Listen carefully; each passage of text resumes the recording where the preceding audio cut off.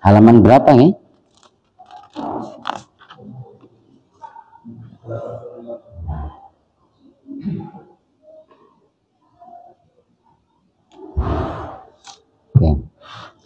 Wala nusannifu rahimahullah wa nafa'ana bihi wa bi ulumihi wa naqala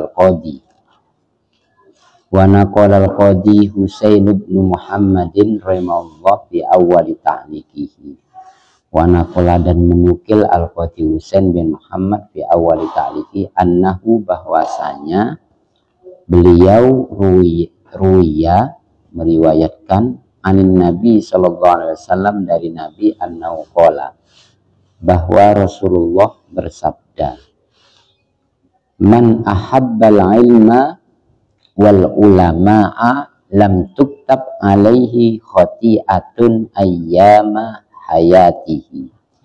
Man barang siapa ahabba yang mencintai al ilma terhadap ilmu wal ulama'a dan kepada para ulama. Ini baru mencintai, belum belajar, belum memahami. Lam tuktab maka tidak akan ditulis alaihi atas orang itu khoti'atun kesalahannya ayyama hayatihi sepanjang hidupnya. Ya walaupun hadis ini wakila maudu ya, di bawahnya itu, tapi minimal pelajaran yang kita ambil adalah betapa tingginya fadlul ilmi wal ulama itu. Artinya apa? Ilmu dan ulama ini sebagai ini isyarat, petunjuknya, maksudnya hadis ini ya. Ilmu dan ulama itu sebagai wasilah terhapusnya dosa seseorang. Kira-kira begitu maksudnya. Ya. Kalau kita maknai secara tekstual hadis ini seolah-olah terjadi kontradiksi dengan riwayat yang lain. Ya masa ia hanya sekedar mencintai kemudian Allah tidak menulis dosa-dosa kita kan? Maka cara memahami ilmu dan ulama itulah yang menyebabkan dosa seseorang terhapus ya. Dengan memperbanyak istighfar, dengan bertobat, dan itu harus pakai ilmu kan gitu. Nah, maksud hadis ini di situ. Nah, okay. Qala waruya anhu dan diriwayatkan anhu dari Rasulullah sallallahu alaihi wasallam qala bersabda, man akroma aliman barang siapa akroma yang memuliakan aliman kepada orang alim, faqad akroma maka sungguh dia telah memuliakan sab'ina nabiyan 70 nabi. Jadi kita memuliakan satu ulama, satu orang alim, itu nilainya sama dengan memuliakan 70 nabi. Ini. Waman akroma dan barang siapa yang memuliakan muta'alliman, orang yang belajar ilmu, muta'allim, faqad akroma maka sungguh dia telah memuliakan sab'ina 70 syahidan, orang yang mati syahid. Jadi sama hadis ini bukan hadis sahih, tapi minimal hadis ini menggambarkan betapa mulianya orang yang punya perhatian terhadap alim wal muta'allim. Ya, ternyata fadilah ilmu itu bukan hanya pada orang yang alim, sohibul ilm, tapi juga kepada orang yang belajar ilmu, thalibul ilm. Nah itu. Karena di sini digambarkan, ya kita memuliakan santri niku sebenarnya sama dengan memuliakan nilainya, ya, fadilahnya. 70 orang yang mati syahid. Ini luar biasa, makanya santri itu sebenarnya perlu dimuliakan. Bukan hanya asatid, bukan hanya ustadz, bukan hanya guru, tapi santri sebagai muta'alim itu sebenarnya patut, bahkan harus dimuliakan. Kenapa mereka bisa dimuliakan? Ya karena ilmu yang mereka pelajari. Mereka itu punya hak untuk dimuliakan karena mereka sedang mengambah, sedang menelusuri, berenang di lautan ilmu. Nah, sehingga dengan ilmu itu siapa saja orang yang berhubungan dengan ilmu akan jadi mulia, dimuliakan.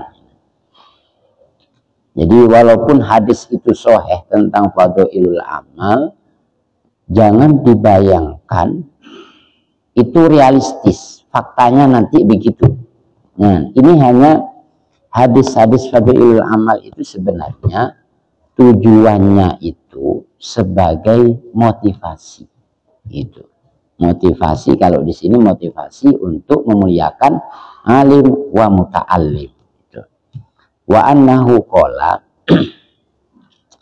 dan sesungguhnya beliau juga berkata man shalla Rasulullah, man shalla khalfa alimin, barang siapa yang sholat khalfa alimin, di belakang orang yang alim. Nah, makanya imam itu ada kriterianya kan? Siapa ahakku lil imam, yang berhak untuk menjadi imam. Ini berbicara sholat, berarti imam sholat kan.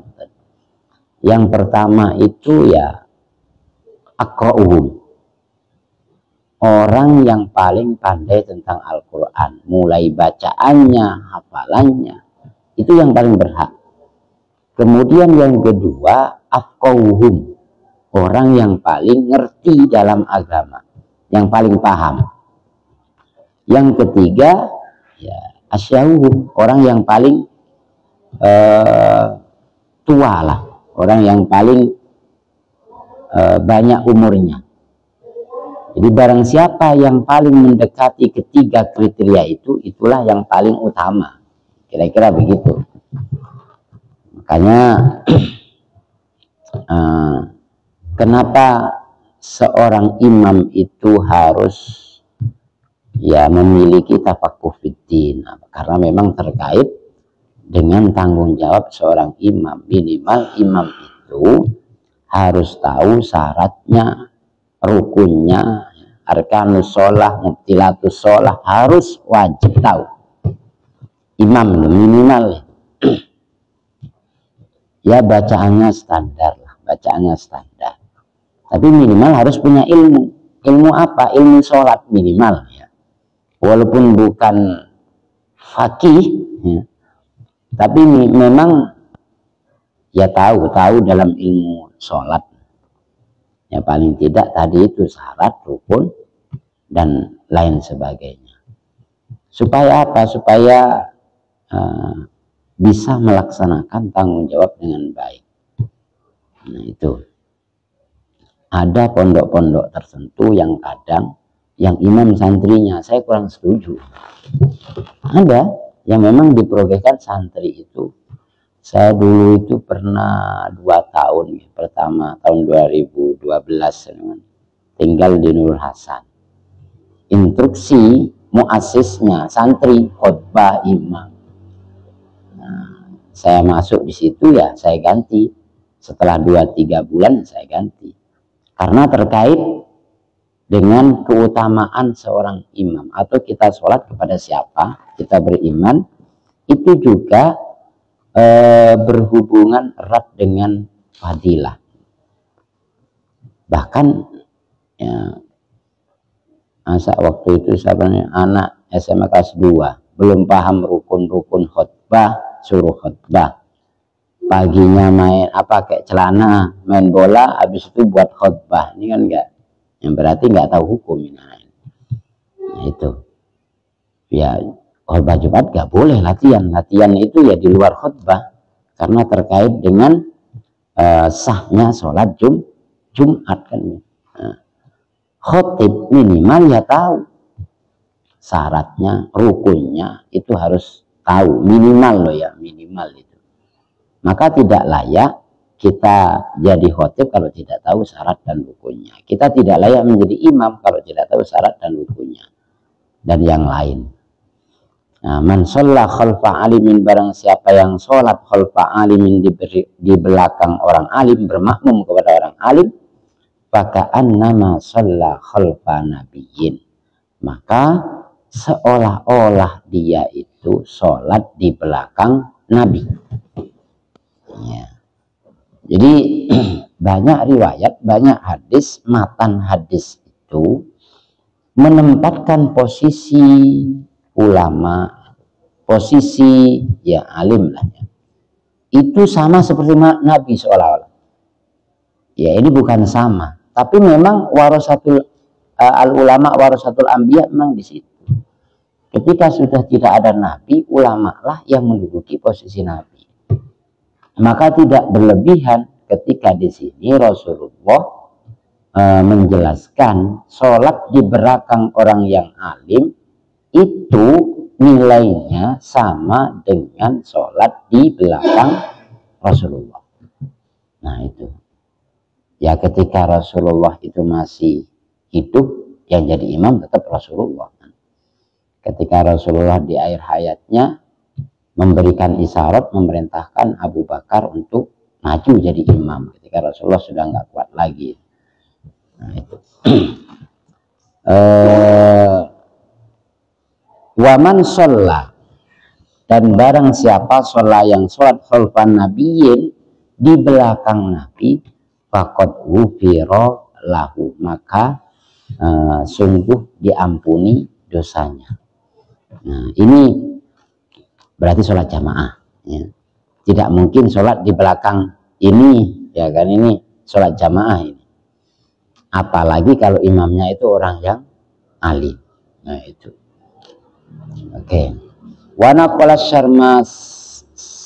Sarmasahi al-Maliki fi awali kitabihi, di awal wa naqala nukil Sarmasahi al-Maliki, berarti ini masuk manhaj Maliki.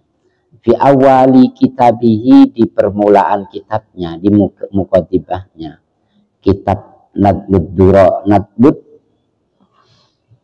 Durnya anin Nabi, dari Nabi Muhammad Sallallahu Alaihi Wasallam. Jadi menukil hadis Rasulullah di awal kitabnya, annau qala, bahwasanya Rasulullah bersabda, man azzamal alima, barang siapa azzama, yang memuliakan, yang mengagungkan, al-alima, kepada orang yang alim. Yang dimaksud alim di sini ya al-alimul amil ya. Bukan semua orang yang alim, orang yang pintar itu masuk kriteria di sini. La ala shawab, yang dibahas di sini itu ya al-alimul amil atau al-ulamaul amilin, kira-kira begitu yang masuk hadis ini. Karena ya apa artinya kalau alim saja tapi tidak amil. Faka'annama, maka sungguh seperti atau seperti halnya yu'addimullah ta'ala, yu'addimu, memuliakan Allah, kepada Allah. Sampai segitunya ini Islam memberikan posisi yang mulia terhadap orang yang diamani ilmu. Waman tahawana bil.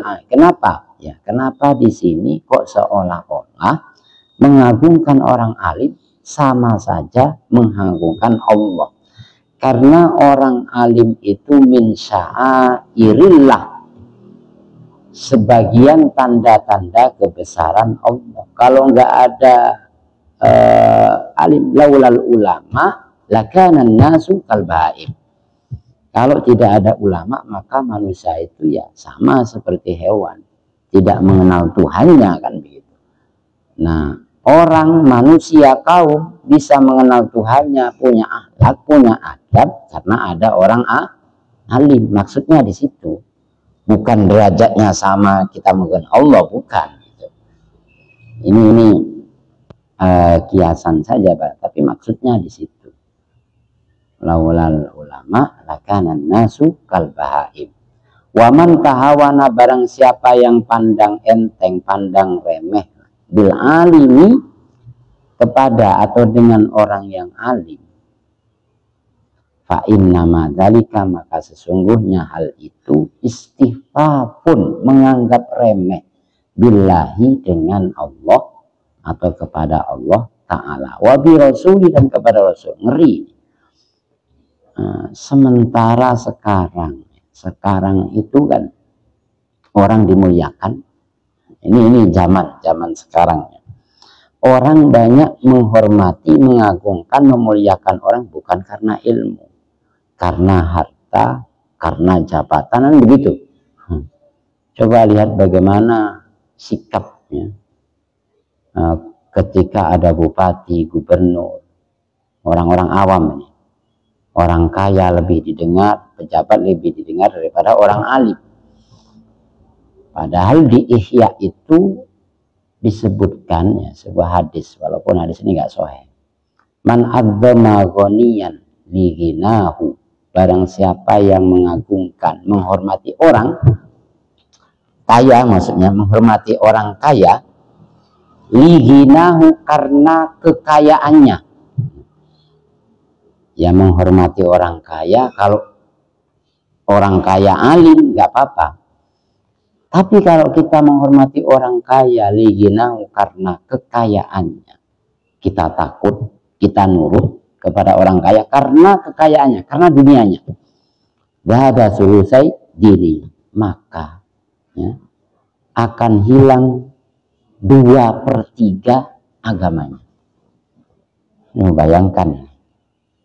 Nah, sekarang ini banyak orang begitu, orang alim ya nggak dianggap, apalagi kalau nggak dikenal, itu nggak dianggap, itu nggak dianggap.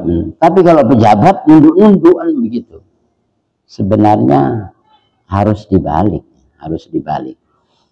Jadi kalau ada pejabat ya hormat biasa saja, jangan sampai hormat kita kepada para pejabat, kepada orang kaya, melebihi hormat kita kepada.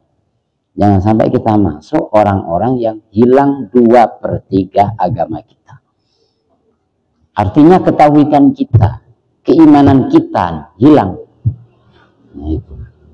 Dan sekarang rata-rata orang awam lebih mendengar pejabat atau orang kaya daripada orang berilmu. Apalagi berilmu tidak kaya, miskin. Nah, dipandang enteng. Ini apa ya?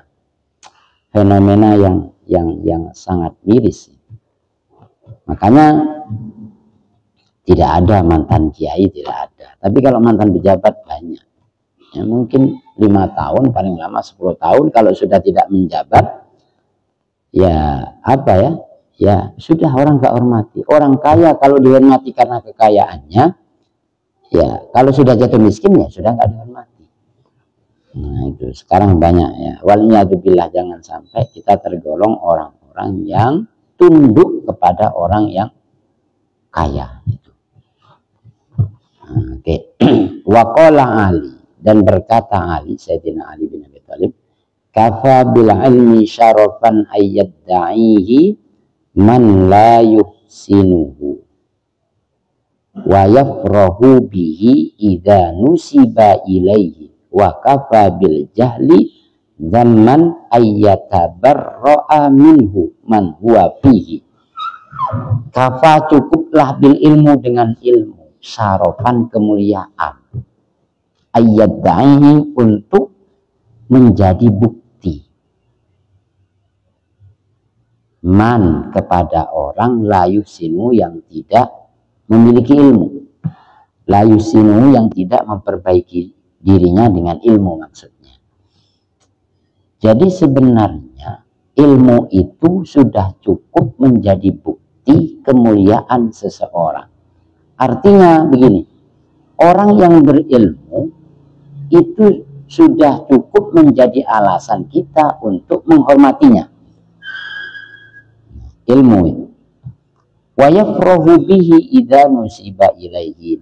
Man la yuhsinuhu, orang yang tidak berilmu itu wa yafrahu, itu bangga, senang, idza nusiba, ketika dia dinisbahkan ilaihi, kepada ilmu. Orang yang berilmu itu senang, bangga kalau dia itu disebut orang yang berilmu. Padahal man la yuhsinuhu, man la yuhsinul ilma, kan begitu. Tapi senang, orang bodoh itu inginnya dianggap pintar. Nah, sebaliknya sebenarnya orang yang berilmu itu lebih senang dianggap bodoh. Karena semakin banyak ilmu kita, niku biasanya semakin merasa bodoh orang. Kalau masih merasa pintar berarti masih bodoh. Tapi kalau merasa bodoh, kenapa ya? Ilmu niku ibarat lautan yang tidak bertepi. Coba sama lihat laut. Dari kejauhan laut itu kan hanya ini dalam apa ya? Kalau kalian lihat laut dari jauh, mungkin ketika ditanya lautan itu apa? Lautan itu adalah air jernih yang berwarna biru dan bergelombang. Kira-kira begitu takrifnya kan. Tapi ketika kita mendekat mempelajari, oh ternyata lautan itu berwarna bening, contoh, berwarna keruh, tidak berwarna biru. Oh lautan itu airnya segar, jernih. Ternyata ketika masuk ke dalam airnya asin. Terus masuk menyelam, oh ternyata lautan bukan sekedar air yang bergelombang, tapi di situ ada ribuan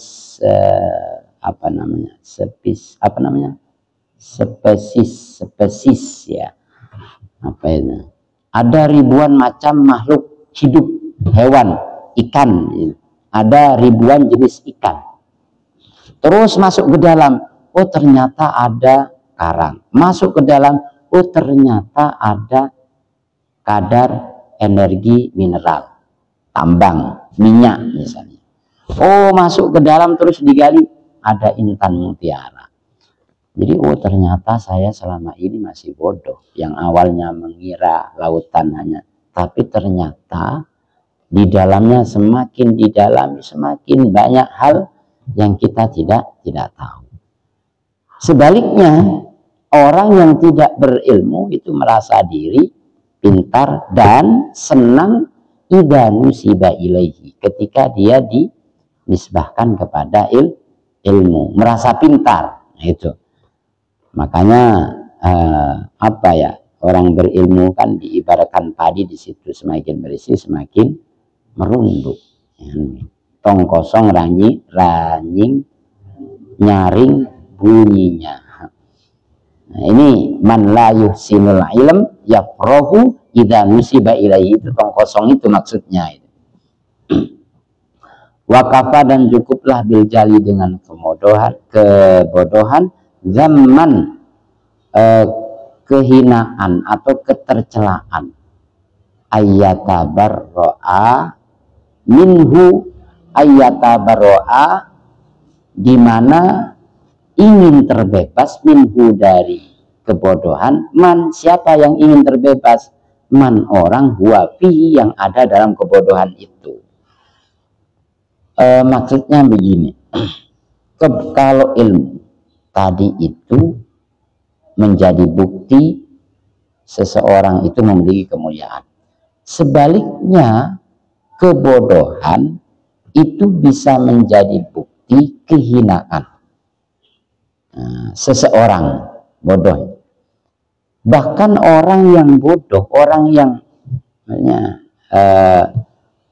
man huwa fihi, ay man huwa fil jahl, orang yang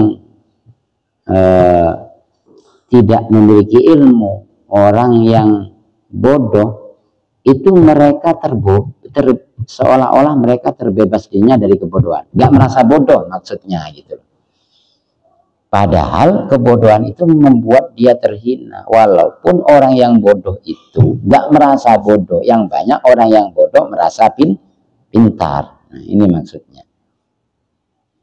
Nah ini makanya waqala ba'dus salaf, berkata sebagian ulama salaf, khairul mawahibi al-aqlu, sebaik-baik pemberian Allah al-aqlu, akal. Akal ini simbol dari ilmu maksudnya. Kan begitu. Kan bedanya malaikat, bedanya manusia dan makhluk yang lain kan di akal. Kenapa? Karena dengan akal itulah Allah menitipkan ilmu kepada manusia. Khairul mawahib al-aqwa wa syarrul masaibi al-jahlu, dan seburuk-buruk musibah al-jahlu adalah kebodohan. Sudah musibah, asyarrul masaib, kira-kira begitu. Asyarul musibah, jadi seburuk-buruk musibah al-jahlu, bodoh. Makanya di taklim itu salah satu niatnya ditahsilil ilmi, untuk menghasilkan ilmu. Niat belajar itu liizalatil jahli, untuk menghilangkan kebodohan. Dengan apa ya? Dengan ilmu. Karena syarrul masaib, wah ini luar biasa ini. Ini apa ya? Seburuk-buruk musibah yang menimpa seseorang ketika dia dilanda dengan kebodohan. Terutama kebodohan dalam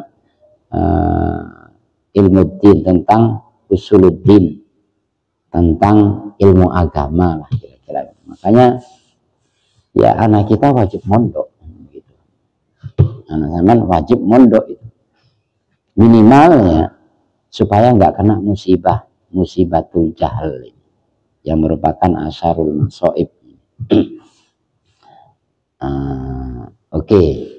Ini masih fokus ke keutamaan ilmu dan ulama. Waqala Abu Muslim Al-Khawlani, panjang nama lengkapnya, ismunya apanya ada di footnote catatan kaki. Ini bukan syarah, yang di bawah itu bukan syarah, penjelasan. Al-ulama, apa kata Abu Muslim Al-Khawlani? Al-ulama'u fil ardi mislun nujum fis sama. Adapun ulama ini jamak dari alim. Fil ardi, di bumi, mislun nujum, seperti halnya bintang, fis sama'i, di langit. Ini perumpamaan ulama. Diibaratkan seperti an-najm, bintang di langit. Ida badat linnas, ketika nampak, ulama itu nampak keluar, linnasi, untuk manusia, ihtadau, maka mereka akan mendapatkan hidayah biha, sebab ulama. Jadi kalau ulama itu keluar dari rumah, kemudian mengamalkan ilmunya, mengajarkan ilmunya, menjadi asbab manusia itu mendapatkan hidayah. Makanya diibaratkan bintang yang menyinari alam, yang menyinari bumi di malam hari. Wa idza khafiyat, dan jika bersembunyi, tidak keluar, alaihim, atas mereka manusia, tahayyaru, maka mereka akan bingung. Artinya suatu penduduk, suatu kampung, desa, komunitas yang tidak ada ulamanya, maka kaum itu akan bingung. Bingung ya, kepada siapa? Ada kejadian 4 tahun yang lalu di Sofifi. Orang Jawa meninggal. Sofifi. Orang Jawa meninggal sampai dalam waktu yang lama, kira-kira 1 hari lebih. Padahal banyak orang Jawa di Sofifi ini. Tidak ada yang memandikan. Banyak orang takziah, banyak orang. Tapi tidak ada yang berani untuk mengurus mayit, memandikan Ya kalau belum dimandikan kan belum bisa dikafani, apalagi disolati ya. Gak berani yang maju mengurus mayit. Nah ini, padahal banyak orang Jawa sendiri. Nah akhirnya cari-cari, pas imam masjidnya pas tidak ada. Akhirnya tertunda ini, hak jenazah ini. Ngapain? Karena ilmu. Jadi wa idza khafiyat alaihim tahayyar. Ketika ulama itu tidak ada di tengah-tengah suatu kaum, maka akan bingung. Nah, dari kasus itu, maka orang Jawa membentuk sebuah paguyuban. Apa namanya? KJS atau apa itu? Kerukunan Jawa Sofifi namanya. Nah, sehingga disitulah ada orang yang tahu, ada perkumpulan ketika sudah wafat. Maka di perkumpulan itu sudah ada yang alumni pondok. Kalau enggak ya bingung kan begitu. Maka tidak berlebihan ya. Tidak berlebihan kalau syarrul masoib al-jahlu tadi. Ya, kenapa sampai wah ini kalau dibiarkan enggak ada yang berani ngurus karena enggak tahu ilmunya. Ini kan bahaya, musibah. Wa qala Abdul Aswad Ad-Du'ali. Abdul Aswad ini salah satu tokoh ilmu nahwu ya. Qadil Basrah, Qadi, alim Qadi. Apa ungkapan Abdul Aswad Ad-Du'ali? Laisa syai'un azza minal ilmi. Tidak ada sesuatu azza yang lebih mulia minal ilmi dari ilmu. Di dunia ini tidak ada yang lebih mulia dari ilmu. Itu. Nasab tidak. Nasab itu di bawah ilmu kan begitu. Jangan mentang-mentang anaknya kiai, anaknya ini kemudian petanteng-petenteng, jangan. Kiai saya kalau ngaji itu kalau ada anaknya kiai kemudian dia apa? Lap mehelap, ya, tahu lap mehelap, jadab, bukan jadab itu gila itu, majnun itu, bukan majdud tapi majnun sekarang. Kalau dulu ya, sekarang majnun. Ya saya sering begitu. Jadi apa ya ilmu yang jadi ukuran. Al-maluku hukamun alan nas. Oh al-Maluku. Oh ya Maliknya. Maluku. Ya memang apa ya? Kenapa dikatakan Maluku? Ini dari Arab kan. Dari Arab nih. Karena dulu terkenal Jaziratul Muluk, tanah jazirah para raja. Makanya di sini di Maluku Utara ini kan ada Sultan Ternate Tidore Jerulu Bacan. Maka dinamakan Maluku. Nah itu. Hukamun para raja, pemimpin hukamun yang memiliki kebijakan atau penguasa alam nasi atas manusia. Jadi para raja, pejabat, sultan, raja itu mereka kuasa terhadap rakyatnya, manusia. Wal ulama hukamun alal maluk. Wah, sadis ini. Sementara ulama hukamun menguasai atau mengendalikan alal maluk atas para raja. Ini yang terjadi di zaman Harun ar-Rasyid. Harun ar-Rasyid itu terkenal khalifah ya, khalifah yang adil dan yang paling mempengaruhi kebijakan Harun ar-Rasyid itu ya Abu Nawas itu. Seorang yang alim, zahid, abid Abu Nawas, walaupun terkenal apa ya, jenaka, tapi sebenarnya Abu Nawas itu penasihat utama Raja Harun ar-Rasyid gitu. Jadi amalkan ini, jangan sampai ulama itu disetir dengan umaro, tapi harus ulama yang mengendalikan umaro. Sekarang dibalik ini, banyak ulama yang diatur, diremehkan, disetir oleh umaro. Jadi makhluk di sini maksudnya umaro lah, pejabatnya. Pejabat kira-kira begitu. Artinya apa? Jangan terlalu merunduk-runduk ini. Jangan. Ya alhamdulillah dari kala ini kalau ada pejabat datang kebanyakan nggak diundang mereka. Nggak diundang. Acara-acara kemarin pejabat ini saya SMS saja, nggak pakai undangan. Dan saya kurang suka juga ada acara resmi mengundang pejabat-pejabat, itu kurang. Kalau datang berarti ya memang ingin datang, atau undangan lewat SMS. Jarang undang wali kota pakai surat, kami nggak pernah. Paling di sini kakanwil apa segala macam, jarang undang pejabat. Gubernur pernah, itu pun datang sendiri mengajukan upacara hari santri ya Stefan. 2021 gubernur sendiri yang biayai semua. Itu bukan kita yang mengundang, tapi mereka datang sendiri. Jadi jarang lah undang. Kemarin Kakanwil ke sini apa, itu kita nggak ngundang karena mereka yang ingin. Ya tetap sekali mengundang lah, tapi kurang lah, kita kurang terbiasa mengundang-undang pejabat apa segala macam. Supaya apa? Supaya marwah pondok ini itu terjaga. Kayak kemarin acara haul puluhan ribu di Asuniah itu, nggak ada pejabat yang diundang, apalagi sambutan nggak ada itu.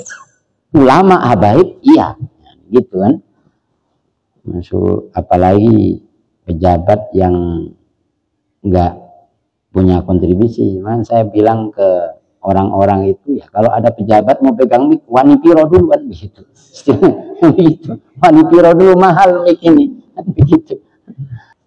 Jadi jangan sampai kita, ya mudah-mudahan kita menjaga lah ya, disetir, diatur oleh umaro. Walaupun ya ulama sama umaro ini harus dekat. Loh kalau ulama menjauh, siapa yang meluruskan umaro kan begitu? Tetap mendekat, tapi harus menjaga, bukan menjaga kita. Kalau sampean tanam image ke umaro itu bukan menjaga, tapi menjaga ilmu ini. Kita ini nggak ada harganya sebenarnya. Ada harganya karena Allah titipkan ilmu. Jadi di situ. Jadi jangan jadi mindset kita harus dirubah. Jangan sampai jadi kita ini melakukan sesuatu supaya kita dimuliakan karena sesuatu yang Allah titipkan kepada kita. Nah itu. Waqala Wahab bin Munabbih.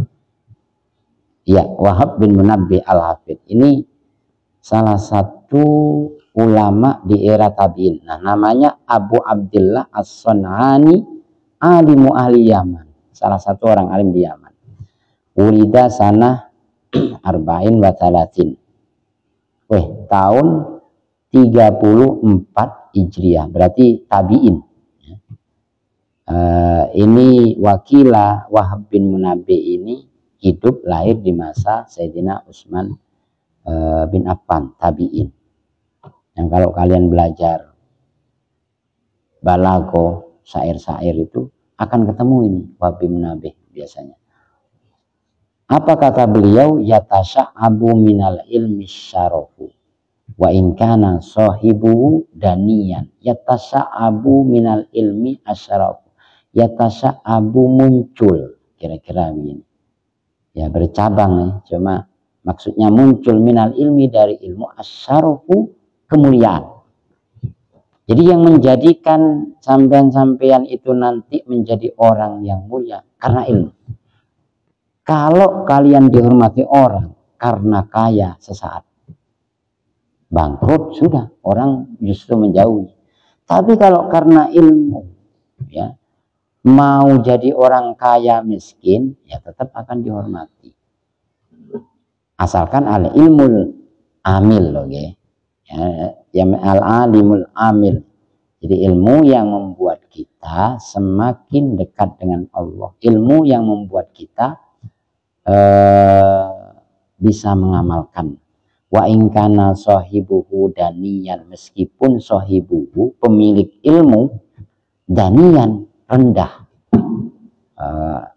masyarakat bawah lah, petani atau tukang becak, tapi dia berilmu, maka Allah akan memuliakan dia di hadapan manusia. Kalau lihat kisah ulama dulu itu apa ya, ekstrim. Sekarang itu ulama kaya, awalnya ya melarat ulama itu.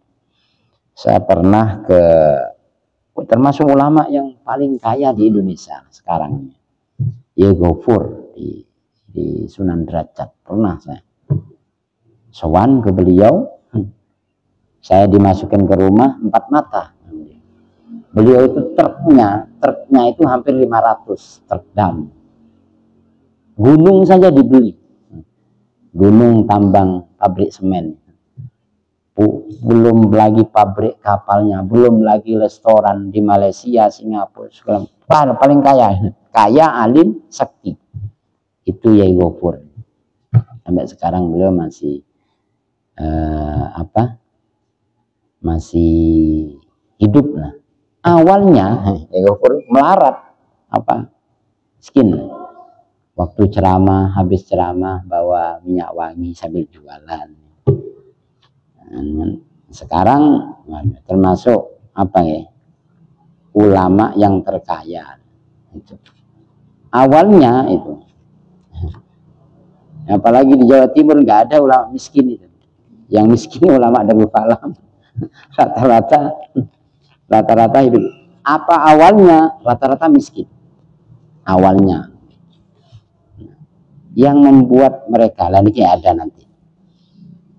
Wa ingkana soibu daniyan, ilmu itu bisa menjadikan orang rendah jadi orang yang mulia, orang yang nggak dianggap di manusia jadi orang yang mulia. Wal izzu wa ingkana wal izzu nih. Oh ya, wal izzu wa ingkana mahinan. Wal izzu, ilmu itu bisa memunculkan kemuliaan, wa ingkana sahibuhu, walaupun yang memiliki ilmu itu mahinan, orang yang terhina. Mungkin biasanya tukang penjahit sepatu, sandal, ya. Tapi dia alim tetap akan menjadi. Ini di samping ini ada Fudal bin Iyad.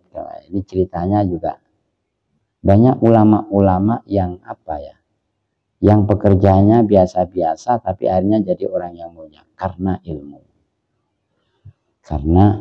Wa ingkana mahinan, meskipun dia itu terhina di sisi dunia, jualan kerupuk apa segala macam juga. Wal kurbu, dan ilmu itu bisa memunculkan korobah, kedekatan kita dengan Allah. Wa ingkana qosiyan, meskipun dia itu jauh dari Allah.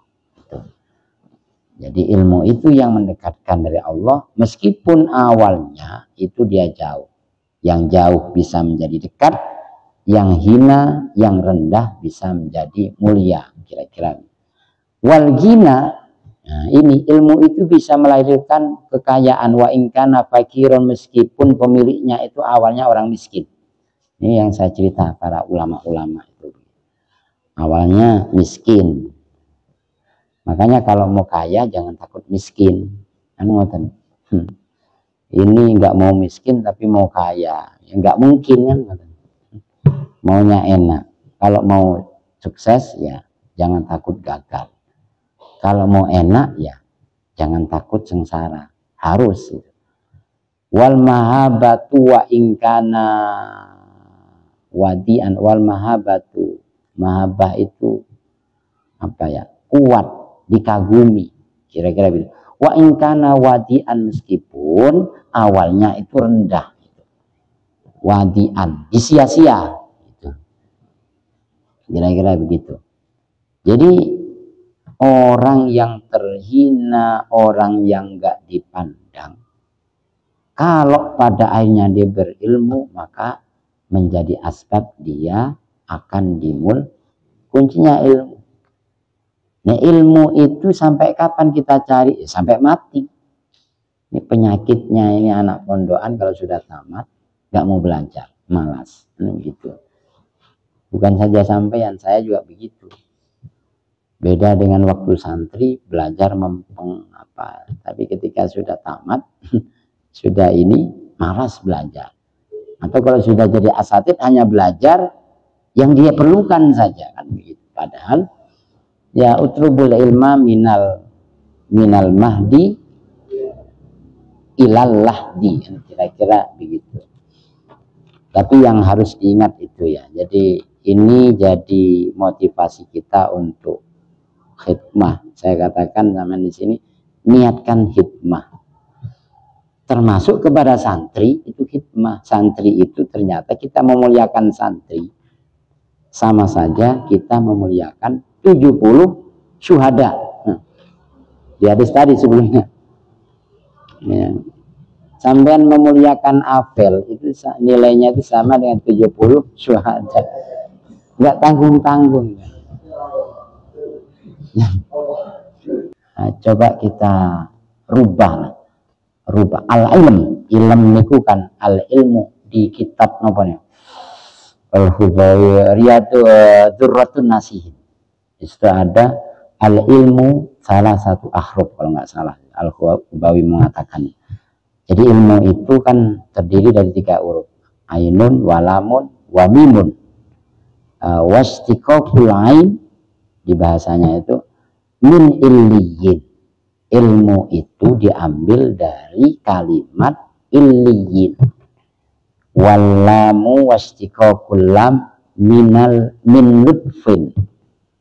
Lutfin itu apa ya? Lemah lembut kan? Nah, coba ini kita rubah caranya. Istiqaqul min mulkin. Jadi ilmu itu ain, lam, mim. Ain itu illiyin, luhur, tinggi. Artinya apa? Ilmu itu yang akan di Dzurratun Nasihin. Babu fadlil ilmi kalau nggak salah.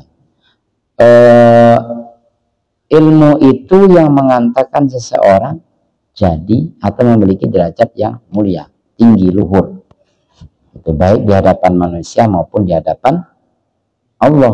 Gitu. Terus yang kedua, ilmu itu akan menjadikan karakter seseorang lemah lembut. Lutfi. Min lutfin. Ini lam. Ya walaupun ini apa ya, hasil mujahadah para ulama. Tapi ya benar memang begitu kenyataannya kan begitu. Dengan lemah lembut cobaan begitu. Makanya wajadilhum billati hiya ahsan. Kalau ada murid ngeyel, lalu itu kalau bisa, kecuali nggak bisa, selama bisa ya wajadilhum billati hiya ahsan, kira-kira begitu. Mim itu al-mulk. Ilmu itu yang akan mengantarkan seseorang untuk menjadi pemimpin, imam, kerajaan, kekuasaan, dan seterusnya. Walaupun kekuasaan yang dimiliki ulama tidak seperti yang dimiliki umat, tapi al-ulama'u hukamun bil maluk, kan begitu kan? Ulama itu yang mengendalikan gitu. Makanya ini bisa ditiru ya. Image lah. Maksudnya kita harus pede dengan ilmu, tapi jangan pede karena diri kita. Pede itu artinya menjaga marwah ilmu. Menjaga marwah ilmu. Saman kalau lihat saya duduk sama, jangankan bahkan Wagub, kayak orang biasa. Ustaz Rifan tahu ini. Kayak orang biasa. Tadi Ustaz Cokro ikut saya, kepala wakil ketua kayak orang biasa aja. Karena ya kita nggak mau lah nunduk-nunduk sampai, apalagi cium tangan apa ya sampai. Yang miris sekarang nih kalau ada pejabat gubernur cium tangan apa itu ya jangan.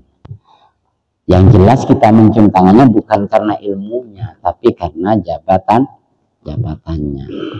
Harus menjaga muru'ah, kira-kira begitu. Harus dijaga muru'ahnya sebagai seorang santri. Walaupun bukan alim, minimal thalibul ilmi itu punya hak untuk menjaga muru'ah, kira-kira begitu.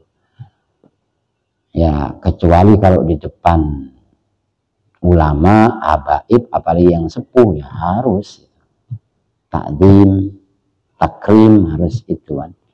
Tapi kalau di depan orang kaya, jangan. Rusak, nggak jadi orang. Rusak ini.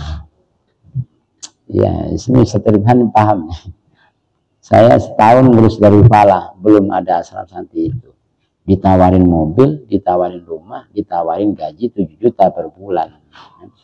Kalau saya terlena dengan itu, ya mau ngapain pusing-pusing kan. Pakai mobil apa. Bahkan ditawarin haji, umroh gitu. Beberapa orang, ini fakta ini. Lihat santri ada, ditawan. Saya enggak akan.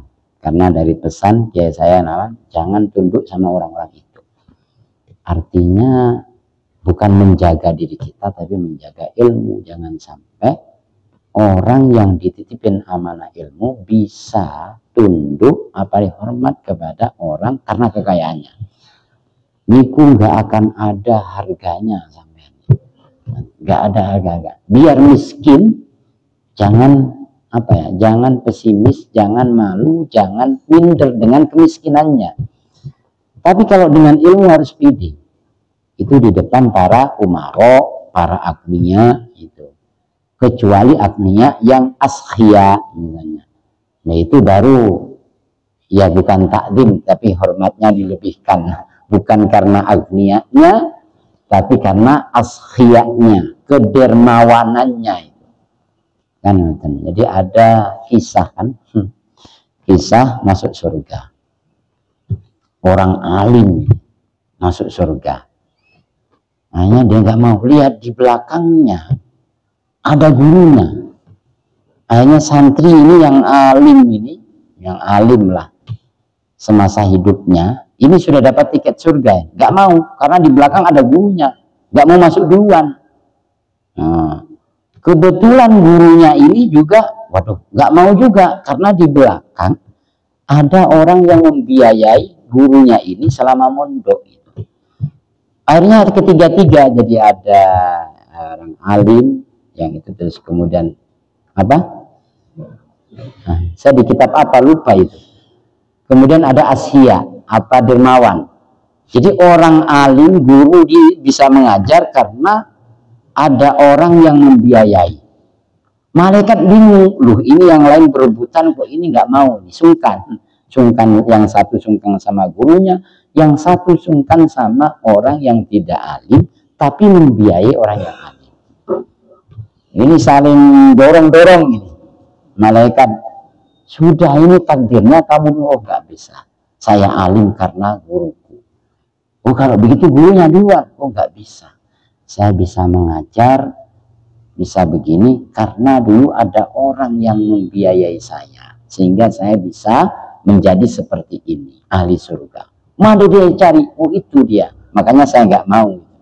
Akhirnya singkat cerita dalam hikayat itu, yang Asia ini yang duluan masuk surga karena menjadi sebab. Nah, jadi kalau kita orang kaya ya boleh dihormati, boleh, tapi bukan karena kekayaannya, tapi karena kedermawanannya. Ini sudah kaya, pelit, jelek, lagi tua lagi. Bikin sesak bumi lagi. Naudzubillah. Tapi Mbah Maimun Zubair itu pernah berpesan, kalau cari mantu, utamakan yang memiliki sifat sahih. Enggak medit lah, enggak pelit. Alim tapi medit, ya, jangan dikayak mantu. karena dia akan menutup pintu-pintu surga. Nah, makanya yang dimaksud alim di hadis-hadis tadi itu ya al-alimul amil, bukan hanya sekedar banyak ilmu apa, bukan itu kan. Jadi ilmu itu kan ibarat pohon. Amal, amil, alim itu ibarat pohonnya lah. Amil itu ibarat buahnya. Sama nanam kelapa, nanam pisang, yang diharapkan buahnya. Apa artinya pohon kelapa dan pisang tapi nggak ada buahnya? Kira-kira begitu. Jadi pohon pisang itu bernilai karena berbuah. Begitu juga ilmu. Ilmu ini bernilai karena diamalkan. Diamalkan itu bukan hanya diajarkan, bukan. Yang lebih penting itu ya diamalkan apa yang kita tahu. Termasuk mengajar. Ini mengamalkan, tapi yang lebih penting mengajarkan ilmu yang sudah kita pelajari. Itu yang susah. Yang maka orang niku karomah itu muncul ketika ilmu itu diamalkan. Ya harus istiqomah mengamal. Ini susah ya. Cari ilmu susah, mengamalkan ilmu jauh lebih susah. Makanya kalau nggak disebut orang bodoh, amalkan al-lutfi, namanya lutfah, lemah lembut. Ya boleh kita marah, boleh kita membentak, boleh, tapi sesekali, jangan sampai setiap hari, jangan. Itu bertentangan dengan makna filosofi ilmu. Semuanya Ustadz Huda, semuanya ya pernah, bukan Ustadz Asy'ari, cuma yang ekstrim dan yang pemecah rekor Ustadz Asy'ari.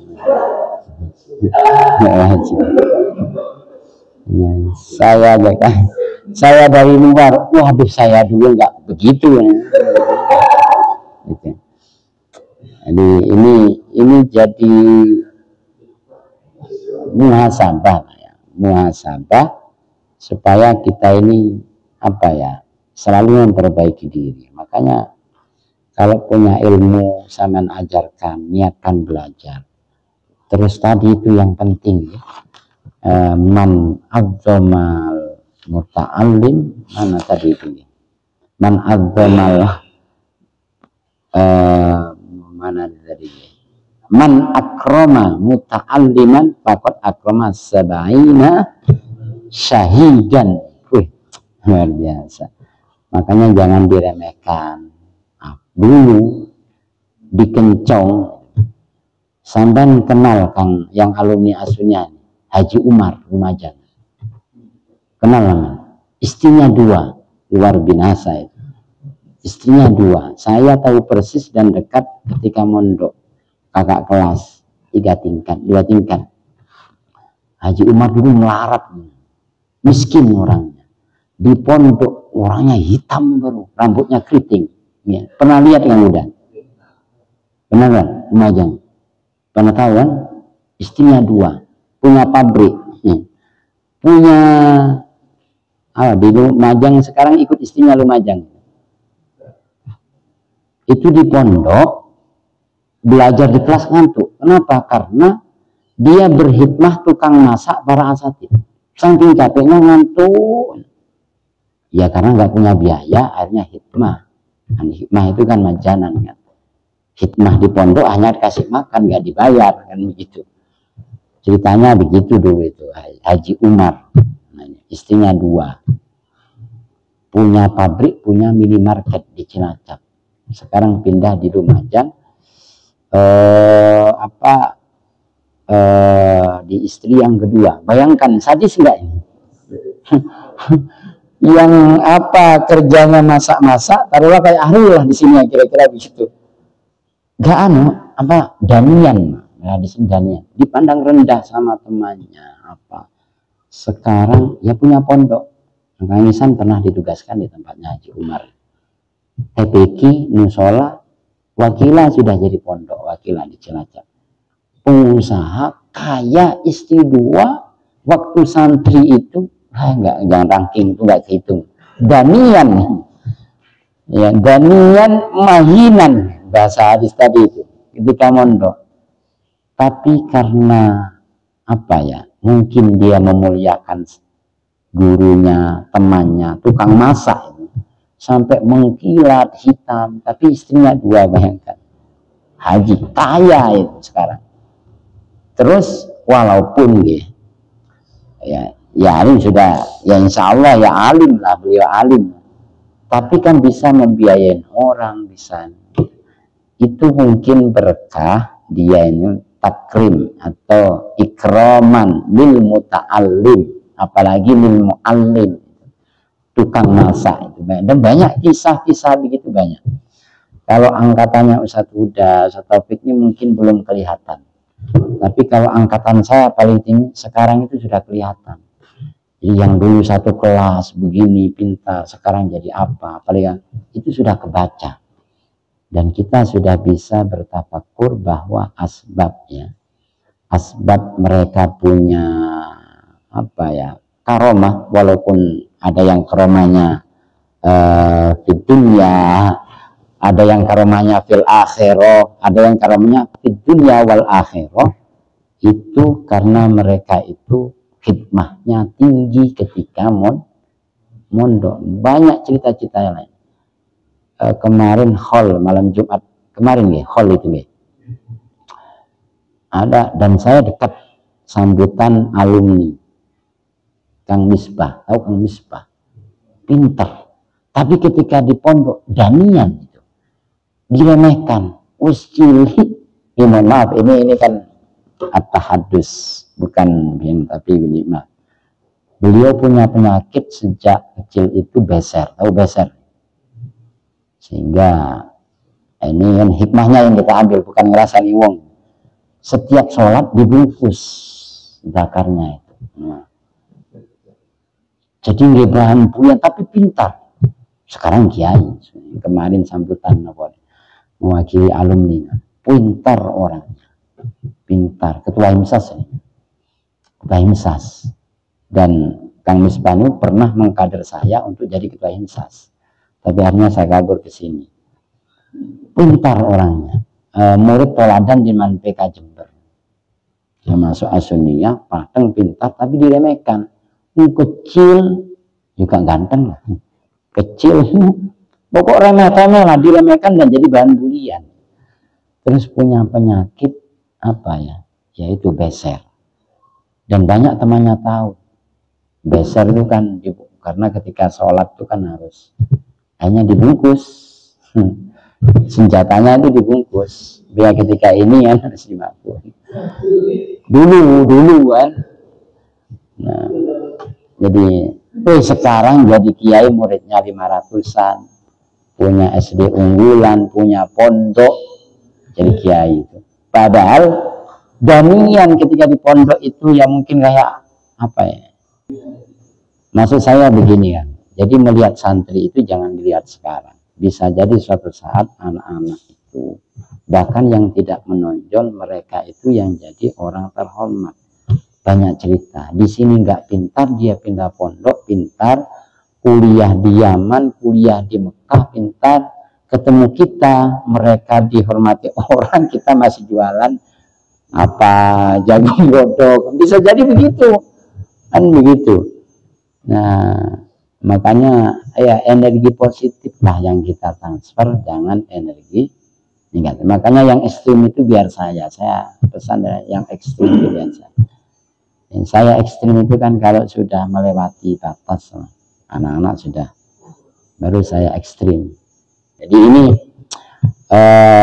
kita bermuhasabah sama-sama untuk saling mengingatkan dan memperbaiki. Sehingga pada suatu saat itu kita nggak ada dalam penyesalan. Nah, gitu. Ya, yang terakhir cerita. Saya itu kan sejak semester 6 ngajar SD di Jakarta. Ada murid paling nakal. Sampai kepala sekolahnya. Sampai sekarang nyambung anak itu. Sampai kepala sekolahnya itu ditantang berkelahi. Anak kurang ajar. Kelas 5 apa. Saya kan ngajar Quran yang tahfidz kan, buku apa? Buku apa? Hafalan dulu kita jilid sendiri juz amma. Banting. Apa Pak? Gini.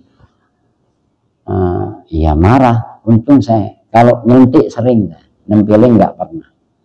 Saking apa ya? Nggak wajar. Saya pernah nangani murid seperti itu. 3 tahun ketemu itu. Terus 3 tahun saya sadar dan apa ya, hati terenyuh, itu dia seorang anak yatim yang nggak mampu, ibunya rajin datang ke majelis taklim. Nah itu saya berhenti total, nggak mau ngerasin. Nah sekarang dia sudah sarjana dan sering di Facebook di apa itu tanya kabar saya. Ini nggak bayangin kalau anak-anaknya punya perhatian ke kita. Kalau kita melihat masa sekolahnya, ya kurang ajar, nggak layak kurang ajarnya. Itu saya baru masuk lihat nantang kelas 5 loh, nantang belut apa ini? Kepala sekolah. Kok kepala sekolah sabar? Oh enggak, itu bukan sabar. Kita itu karena melihat ibunya rajin, anaknya. Tapi ya ternyata sekarang insya Allah jadi anak yang soleh, yang sukses gitu. Bisa jadi murid kita yang nakal niku suatu saat lebih sukses atau lebih dimuliakan orang lain daripada kita yang jadi gurunya. Kan begitu. Karena man akrama muta'alliman itu siapanya di situ. Man akrama muta'alliman nakira Bang ya. Nakira kalau nggak salah ini nakira ini. Siapa saja lah, mau afil, mau apa, sama saja itu. Fakat akrama sab'ina syahidan. Wallahu a'lam bishawab. Assalamualaikum warahmatullahi wabarakatuh.